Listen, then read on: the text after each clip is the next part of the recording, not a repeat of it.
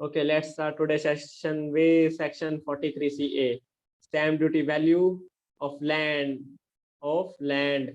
and building to be taken as a full value of consideration FVC in respect of transfer के case में even if the same are held by the transferor as a stock in trade. अब देखो अब इसके section के name में देखो starting में कितनी कितनी चीजें एसडीवी लेनी है, किसकी लैंड और बिल्डिंग की, खाली कोई अदर की भी नहीं लेनी. To be taken as FBC full value of consideration लोगे तुम इन रिस्पेक्ट ऑफ ट्रांसफर के केस में even if the same are held as a transfer in as a stock of trade. मतलब उसकी एसेट में मतलब स्टॉक ऑफ ट्रेड में होना चाहिए तभी होगा, क्योंकि पीजीपी चैप्टर में कब आते हो, जब तुम्हारा स्टॉक होगा वो चीज. अगर तुम्हारा स्टॉक नहीं है फिर तुम जाओगे कौन से हेड में, capital gains. Correct, capital gains में चले जाओगे, क्योंकि सेम प्रोविजन सारे एज इट इज उसके वहां पे हैं कैपिटल गेन्स के अंदर. सेक्शन 43CA सेम है.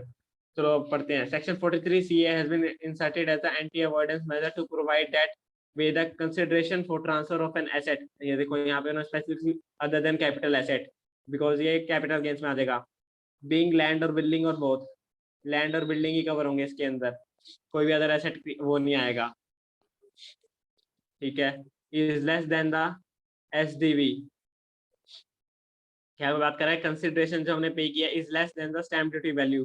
द वैल्यू सो अडॉप्टेड और असेस्ड और assessable shall be deemed to be full value of consideration for the purpose. वो बता रहा है कि डीम्ड मान ले जाएगा कि जो भी अगर एसडीवी से कम है तो एक्चुअल कंसिडरेशन मान लेंगे, और अगर एसडीवी ज्यादा है एक्चुअल कंसिडरेशन से तो अभी जैसे लिमिट पढ़ेंगे 110% वाली, तो फिर हम एसडीवी को मान लेंगे अगर वो ज्यादा होगी तो एसडीवी. ठीक है. अब पढ़ते हैं. However if SDV stamp duty value does not exceed 110% of consideration of actual consideration है ये वाला, consideration received आ गया, consideration due for accruing, such consideration shall be deemed to be the full value of consideration. अभी कौन सी बात कर रहा है कि जो actual consideration तुम्हारा deemed कर लिया जाएगा कि वही full value of consideration होगा, मतलब तुम उसी को profit and loss में चार्ज कर दोगे अपना profit में अंदर for the purpose of computing PGBP income for transfer of asset. ठीक है. अब इसमें जैसे बात करें कि जैसे तुम्हारा फुल वैल्यू ऑफ कंसिडरेशन था, मतलब एक्चुअल कंसिडरेशन 100 था, तो तुम्हारा एसडीवी थी 109, तो 110% ऑफ तुम एक्चुअल लोगी तो कितना आ जाएगा 110.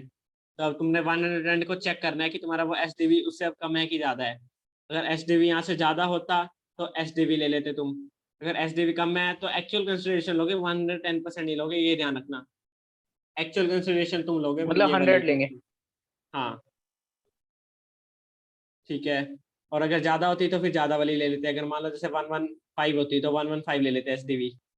हम एसडीवी भी हमें चेक करनी है, एसडीवी कौन सी डेट पे लेनी है, अब नीचे वाला आएगा आगे.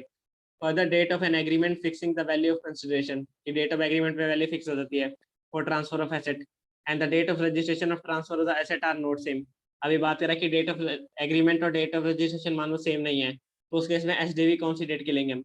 एसडीवी में be taken as on the date of agreement और for transfer instead of date of registration. मतलब हम डेट ऑफ एग्रीमेंट की ले लेंगे instead of date of registration. कब, प्रोवाइडेड एटलीस्ट, कम से कम at least a part of consideration से कुछ भी हो, थोड़ा बहुत ही हो, has been received by way of an account पे ही, वही आ गया अकाउंट पे ही, बैंक ड्राफ्ट, ईसीएस और इलेक्ट्रॉनिक मोड.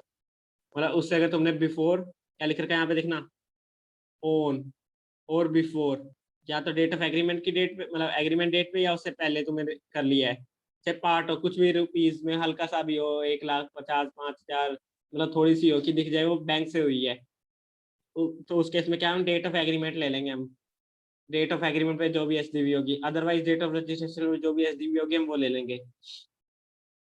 ठीक है. ये नीचे उन्होंने और मोड बता दिए ये. ठीक है.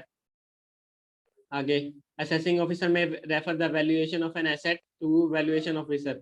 अब ये ट्रांसफर कर सकता है कि वैल्यूएशन ऑफ एसेट की, जो भी एसेट की वैल्यू है, मतलब जो भी फिक्स वैल्यू मतलब एसडीवी है, वो ट्रांसफर कर सकता है. Where assessing assessee claims before assessing officer that the value adopted or assessed by the authority exceed the fair market value as on the date of transfer. The value adopted by authority has been distributed. ये तुम्हारे लिए इतना relevant नहीं है, इसको छोड़ो. तुम्हारे लिए मतलब कंफ्यूज, मतलब इसको छोड़ो. ये वाला ना, जैसे डिस्ट्रीब्यूट, जैसे वहां पे होता है ना कि कैपिटल गेन्स के अंदर ये होता है कि मान लो अगर डिस्ट्रीब्यूटेड प्रॉपर्टी, मान लो एक सेकेंड क्लोज, रिज्यूम रिकॉर्डिंग, ठीक है। अब देखो इसके अंदर जो कैपिटल गेन्स वाले जो प्रोविजन होते हैं वहां पे भी ऐसे सेम होता है, लेकिन वहां पे एक प्रोविजन एक्स्ट्रा भी होता है।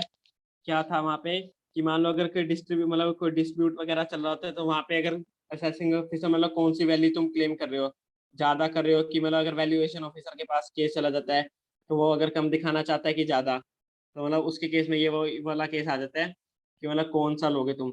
अगर जैसे तुम कह रहे हो कि असेसिंग ऑफिसर कह देता है मतलब वैल्यूएशन ऑफिसर की तुम ज्यादा आएगी वैल्यू इसकी, तो मतलब तो केस जाने के बाद तो उस केस में फिर जो एक्चुअल मतलब पहले वाली थी वो मान ली जाती है। लेकिन अगर वैल्यूएशन ऑफिसर कम एसडीवी कह देता है कि उसकी वैल्यू कम थी, तो फिर कम वाली एक्सेप्ट कर ली जाती है। ये मतलब यहाँ पे वो वाला वो प्रोविजन नहीं होते उसमें।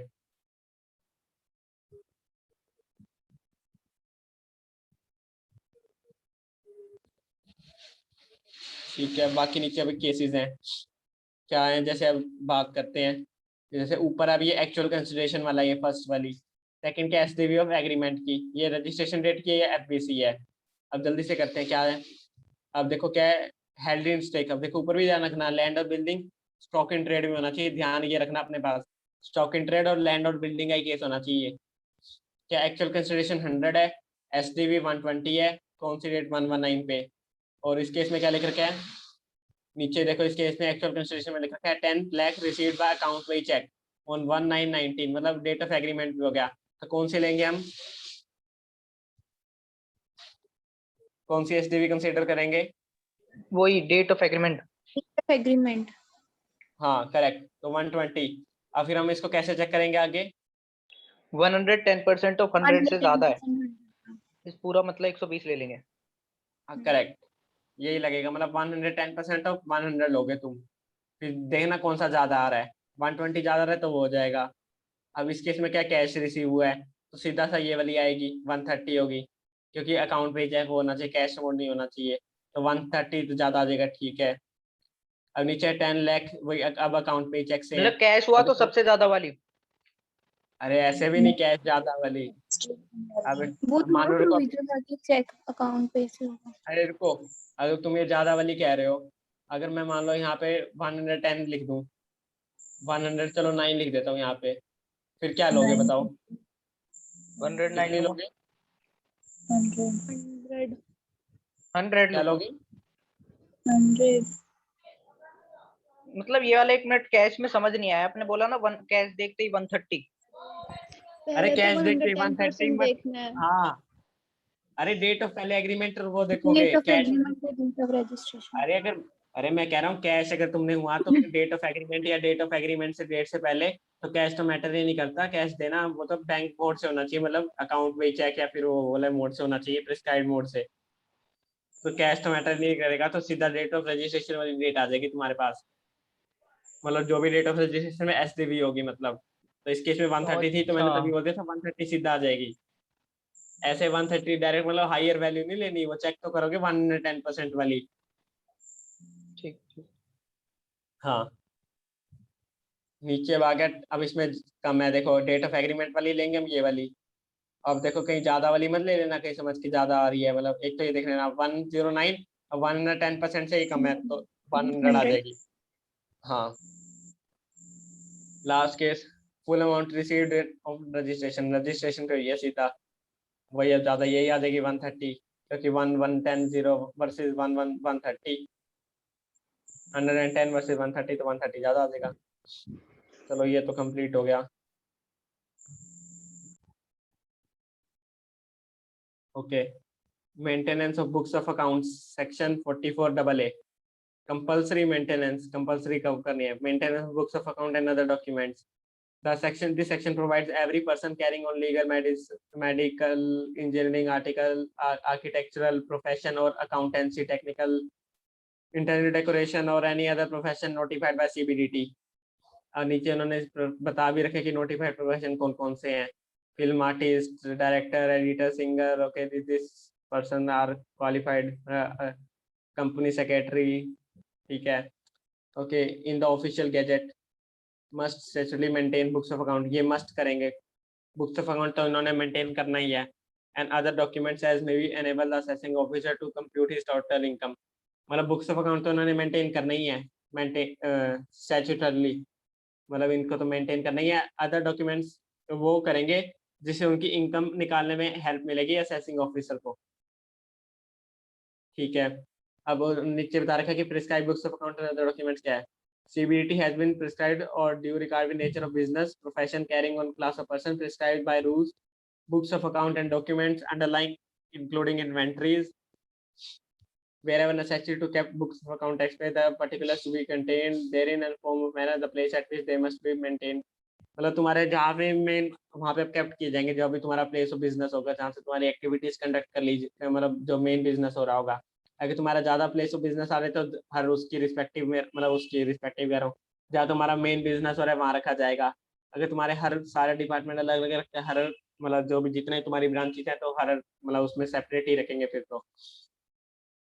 आगे rules pertaining to maintenance of books of account and other documents. अगर rule F Rule 6F of the income tax rule contains the details relating to books of accounts and other documents to be maintained by such professional। मतलब कौन कौन से रखने वो बताता है। Rule F 6F जैसे नीचे पहले ये पढ़ लेते हैं सीधा सा, क्या बताता है। कैश बुक रखो, जर्नल रखो। जर्नल कब रखोगे, if accounts are maintain on mercantile basis, मतलब एक्रूअल बेसिस, मतलब वो फॉलो कर रहा है। लेजर रखोगे अपने लेजर, जिससे मतलब पता चल जाएगा ना इनकम जैसे तुम्हारी जहाँ पे हो रही है, मतलब तो लेजर स्क्रूटनी हो जाएगी। Carbon copies of bills of, मतलब बिल्स रखेंगे हम उस केस में।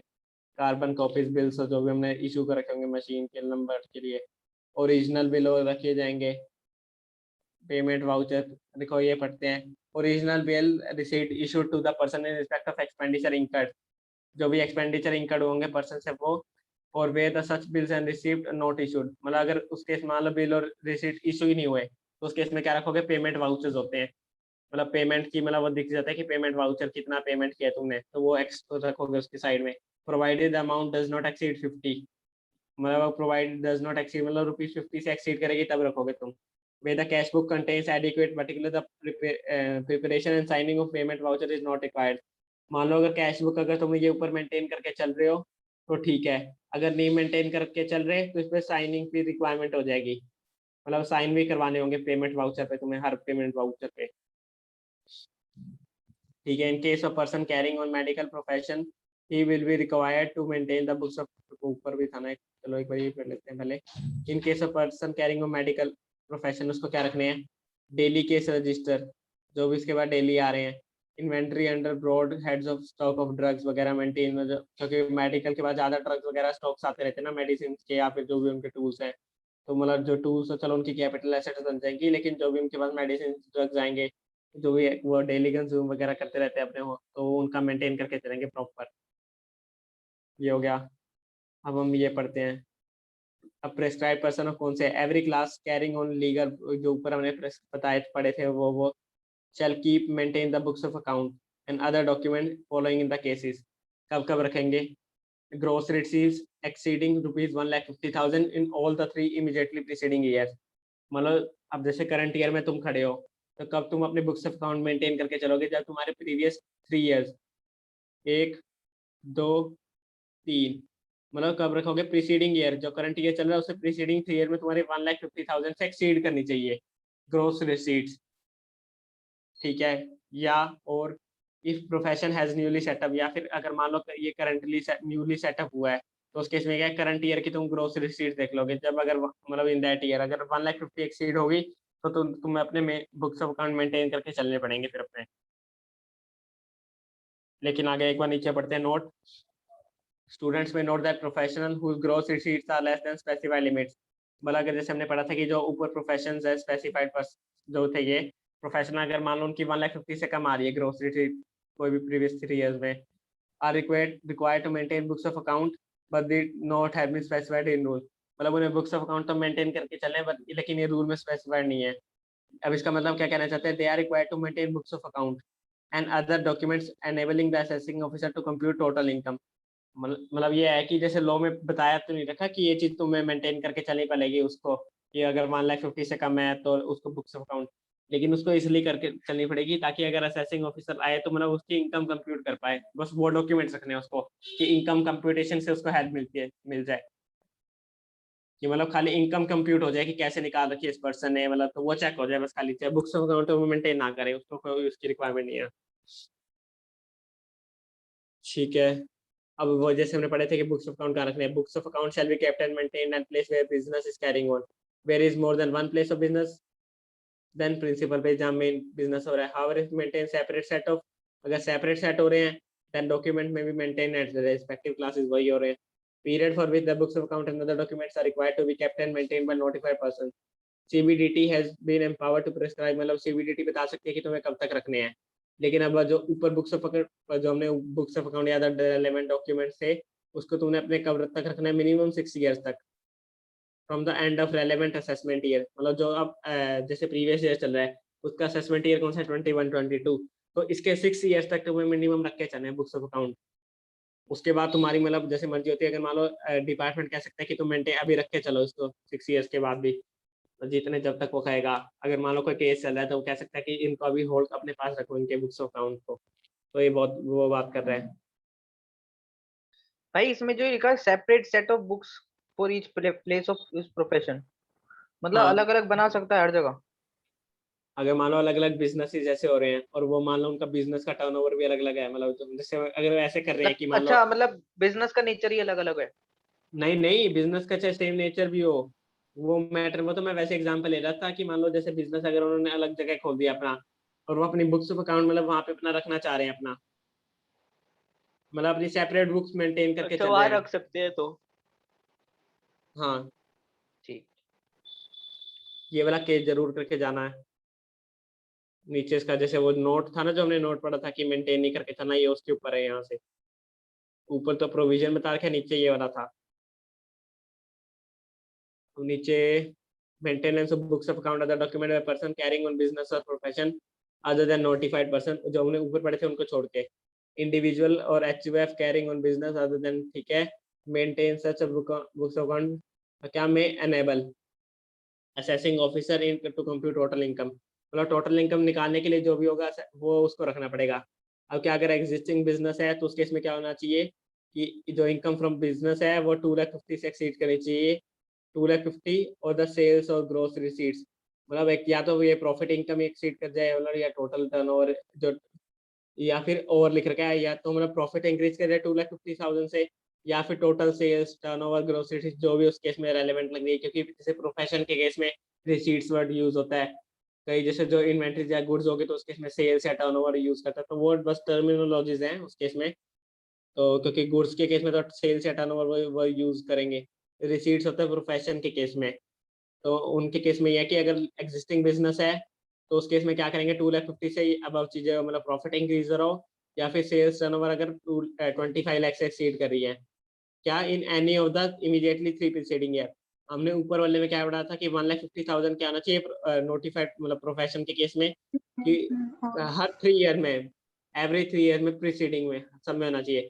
लेकिन इसमें क्या लिख रखे, पिछले 3 साल के अंदर किसी भी अगर एक में तुम्हारी ये लिमिट एक्सीड कर गई तो तुम्हें मेंटेन करके चलने पड़ेंगे, जिससे एक्सेसिंग ऑफिसर को मतलब दिक्कत ना आए, मतलब बुक्स ऑफ अकाउंट्स के लिए। ठीक है, अगर न्यूली सेटअप के केस में क्या कर लेंगे हम, 2,50,000 वही आ जाएगा एक्सीडिंग। अब वो लेकिन वो करंट ईयर में आ जाएगा, क्योंकि जो एग्जिस्टिंग बिजनेस है वो तो न्यूली सेटअप किया ना, तो वो करंट ईयर में हम चेक करेंगे 25 लाख, और जो वही अब 2.5 लाख की। ठीक है, डाउट्स होंगे इसके ले लेना मेरे से, कोई दिक्कत नहीं है। ये टोटल पूरा तो नहीं हो पाएगा। Person other than HUF, every person other than individual HUF, जो हमने ऊपर पढ़े थे, अगर कोई अदर पर्सन है तो उस केस में क्या करेंगे, अदर देन नोटिफाइड, अगर नोटिफाइड पर्सन को भी छोड़ के HUF और इंडिविजुअल को छोड़ के, तो उसको कब रखनी है कि अगर जो एग्जिस्टिंग बिजनेस है प्रॉफिट कितना आ रहा है 1,20,000 से, और जो अदर जो ग्रोस टर्नओवर वो 10 लाख होनी चाहिए in any of the 3 year accounting years, पिछले मतलब 3 वही आ गया। अब इसमें भी 1.2 लाख हो जाएगा, उसमें बस लिमिट चेंज हो जाएगी, ये ध्यान रखना है बस अपनी। लेकिन ये ध्यान रखना है कि देखो यहाँ पे अकाउंटिंग ईयर है और यहाँ पे प्रीवियस ईयर है। अकाउंटिंग ईयर अब चेक करना पड़ेगा उनका क्या हो रहा है अकाउंटिंग ईयर। प्रीवियस ईयर तो सबके लिए मार्च से होता है, लेकिन ये अकाउंटिंग ईयर चेक करना पड़ेगा उस केस में क्या होता है। ठीक है, शोइंग लोअर इनकम, जैसे जैसे कोई जो प्रीजम्पटिव, जैसे हम आगे बढ़ेंगे, अगर वो लोअर इनकम दिखाना पड़ता है तब भी उसे अपनी बुक्स ऑफ अकाउंट मेंटेन करके चलनी होगी। अगर जैसे 44 ADV वही है तो उसको अपनी बुक्स ऑफ अकाउंट मेंटेन करके चलनी होगी। चलो एक बार ये तो बोल के तो एक बार कंप्लीट कर गया, लेकिन जैसे मैं आगे भी आ जाएगा, मैं बता दूंगा कि जो उसे कम मेंटेन करके चलनी होती है, कि जैसे अगर वो कम प्रॉफिट दिखाना चाह रहा है तो उसे बुक्स अकाउंट मेंटेन करके चलनी होगी प्रिजम्पटिव के लिए। और जैसे वो ये नॉट एलिजिबल, अगर वो 44 एडी की नहीं कर पा रहा तो मतलब वो अगर वो कम प्रॉफिट दिखाना चाह रहे तो ये भी वही आ जाता है कि अगर उसकी बेसिक एग्जाम से लिमिट क्रॉस नहीं कर रही। बाकी इसको डिटेल में थोड़ा आगे वाले प्रोविजन आएंगे जब ये वाले मैं उसमें डिटेल